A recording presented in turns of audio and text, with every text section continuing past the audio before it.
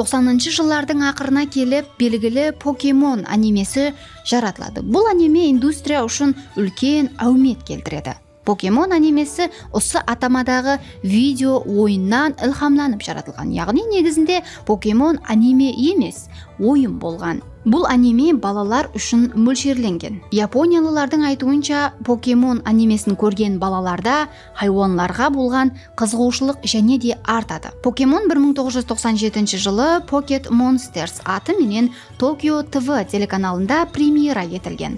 Япониядағы ауметлі премьерадан кейін 1998 жылы ақш-та да сеанслар басланады.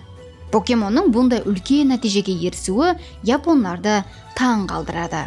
Енді батыс анқырағы Европа тарапынан япон анимелеріне үлкен қызығушылық білдіре бастайды. Расми сөйлесулерден кейін болса, олар бірге істеседі һәм европалылар енді япон анимелерін қымбат бағаларға сатып ала бастайды. Жақын жылдардан бастап болса, аниме индустриясы жоғары дәрежеде рауаждана бастайды. Үлкен компаниялар, әсіресе Netflix пенен бірге істесуі болса, анимені жоғары дәрежеге алып шықты.